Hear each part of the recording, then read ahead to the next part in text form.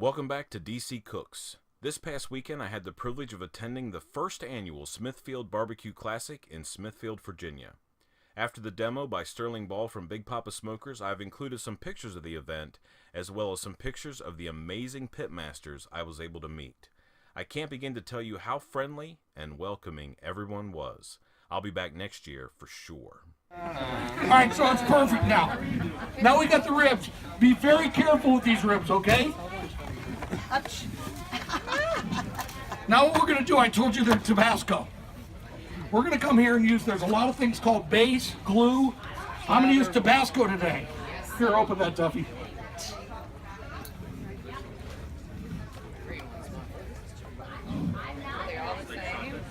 You have that palm sugar.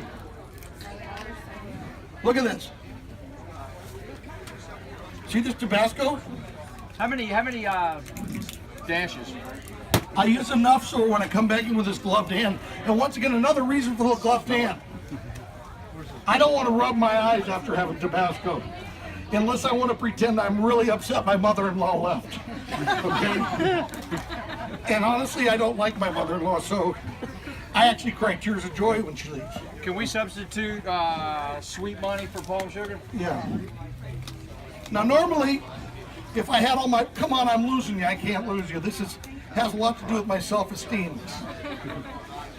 We're going to take a rub like Sweet Money, which is made by a very engaging man, Big Papa. Now we're going to come on top of this. We're going to hit it.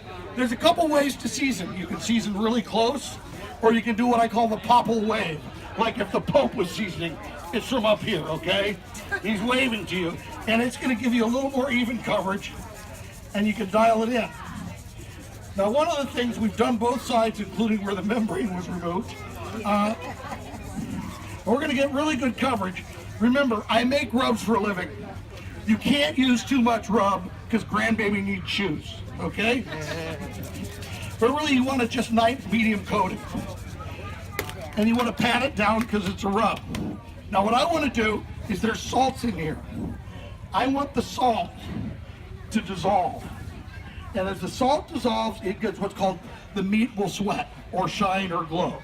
And that means that all the different seasonings have taken their place on the surface. It'll also give you less of a chance of what we call wash off if you go to foil. So letting it sit there is great. Now, once it's shiny, I've done both sides. I'm going to put this on the cooker again. How Tuffy talked about the cold zone and the hot zone. Listen. The absolute mistake other than burning sauce on it is people cooking too hot over direct fire, okay?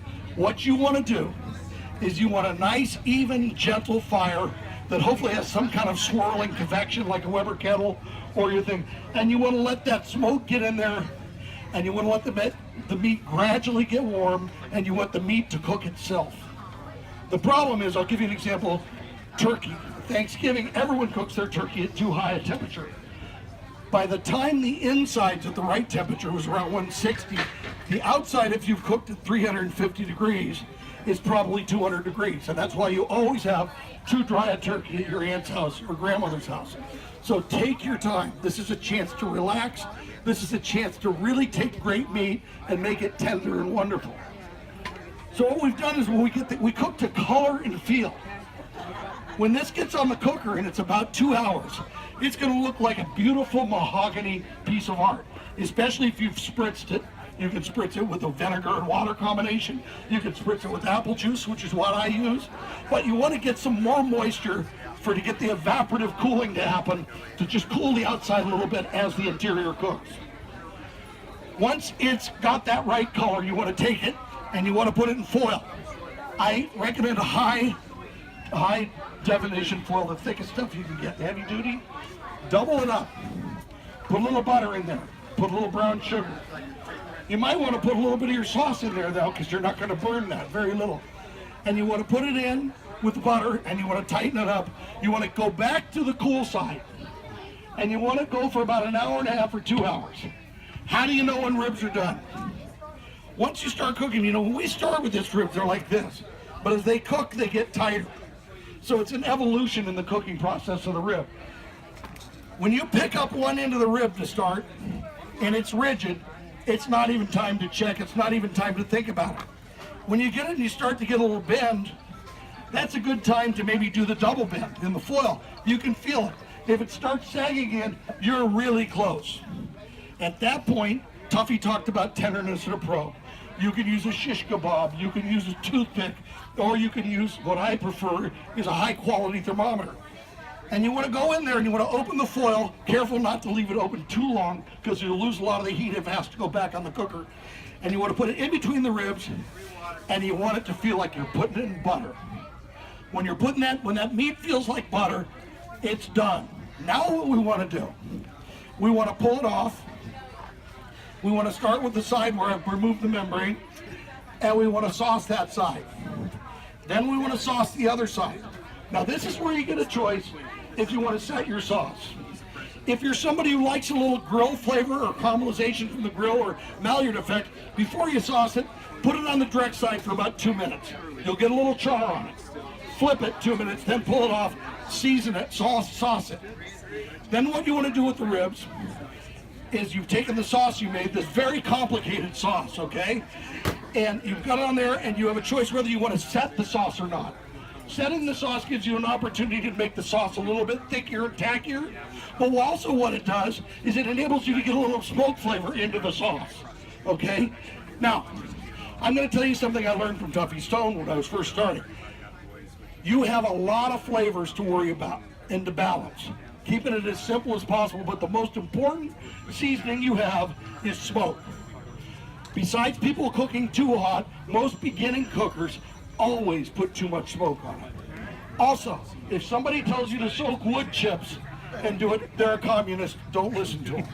What you have is that wood, smoldering chunks smell bad.